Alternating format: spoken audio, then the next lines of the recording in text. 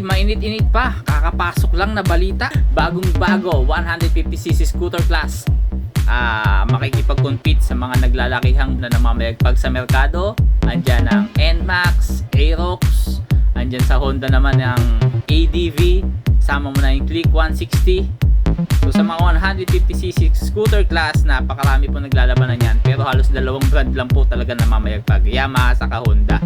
And the rest yung mga China bike pa. Etong bagong ipapakilala ko sa inyo mga bossing, pagdating sa premiumness, hindi mo matatawaran to. Ito ang Kymco Dink 150. Mainit-init pa, pag-uusapan natin bakit makikipagkompetensya ngayon sa merkado sa 150cc scooter class. Alamin natin ng mabilisan at bakit ba ito ang kukunin mo, ha? Siyempre, hindi naman basta-basta sasalang ang Kymco ng walang pinagmulan. Alam ko matutuwa kayo pag nalaman nyo ang history ng pinagmulan ng Kymco Dink na to.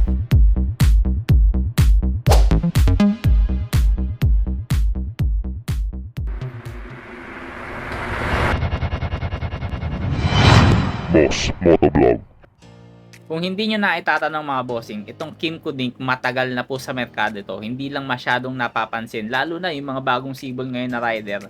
Baka sakaling hindi nyo pa alam to, na itong Dink mga bossing, matagal na po. 2004, una itong nailabas, 50cc, at meron din yung 125cc. Two stock pa po noon mga panahon na yun mga bossing, ano? At naglabas din sila ng 180cc noong 2011. So hindi po talaga tuloy-tuloy ang production nitong Kymco Dink. Kumbaga patigil-tigil siya. Dumedepende siguro siya sa takbuhan ng mga ngayon ng sales. Pero nananatili, nandyan pa rin yung Dink. Kung mapapansin nyo yung Dink, at makakakita kayo nito kalimitan sa mga kalsada, pero bihira na lang, pero magugulat kayo, kakaiba po talaga yung disenyo niya pag nakakita kayo ngayon. So nakikita niyo yung picture na yan po yung itsura ng Dink, pero hindi mo alam hanggang ngayon tumatakbo pa rin. Paraan lang, minakita ko, pumunta ako sa SYM, yung mekaniko dun naka Kymco Dink. So SYM kasi ng mga panahon na yon at Kymco, yan talaga yung nangunguna pagdating sa mga scooter. Kasi ang Honda kasi nag-focus sila sa mga underbone noon mga panahon na yon. Yung naman Kymco saka SYM, sila po ang halos talagang nagpasikat ng mga scooter dito sa atin sa Pilipinas, At hindi niyo na itatanong, ang Kymco po premium na premium at napakaganda po. Pasado po yan sa standard ng Italian. Kumbaga sa Italia, sikat na sikat itong Kymco. Matagal na po ang Kymco pagdating sa mga scooter. Ito po yung sumunod kay Honda, kay Suichiro, na nagsarili na siyang produkto. Gumawa siya ng sarili niyang factory, itong Kymco. So hindi mo masasabi na mababa ang klase. Kumbaga sila, sunod sila sa mga high class na mga Big 4. Kaya masasabi ko sa inyo, hindi nyo pwedeng maliitin ko kasi bukod sa bihasa sila sa paggawa ng scooter, yung foreknowledge nila, mas lalo pa po nilang ini-improve yan. Kaya yan ang pag-uusapan natin. Yung pinakabago ngayon, nakaraan lang nilabas December 7, kung di ako nagkakamali, inilabas po to ng Kymco. Itong Dink 150cc naman. Kasi ang huling labas 2011 pa. So ang tagal na, isang dekada na rin na nakaraan. Pero nananatili, ang Dink nandyan pa rin. Kahit yung mga dating Dink pa. Patunay na talagang matibay ang makina. Ngayon, mas pina-improve pa nila, mas pinalakas.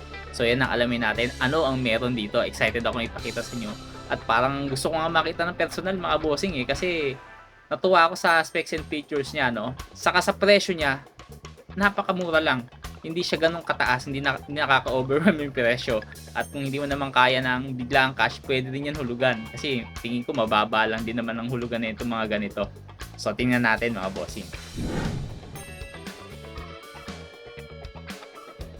At bago po natin ituloy ang video ay naanihan ko kayong mag-like, share, and subscribe sa ating YouTube channel. At maki-follow na rin po ang ating Facebook page.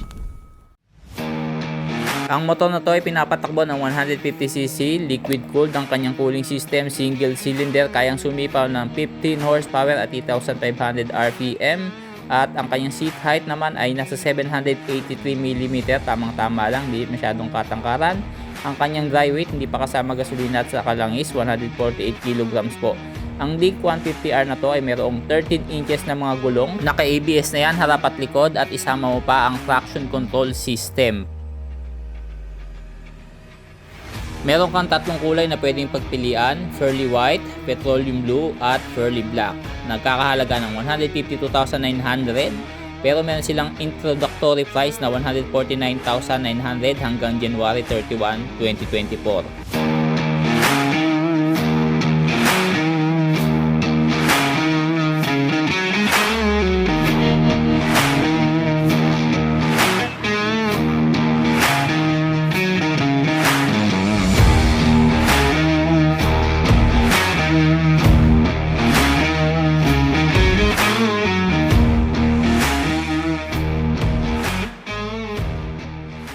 So para naman sa mga installment plan, abangan nyo ako mga bossing sa mga kasama. Kita-kita po tayo dyan at malaman natin yung presyuhan, diferensya po conforme pagdating sa mga kasa. No? Nagkakaiba-iba kasi yan conforme sa mga dealership.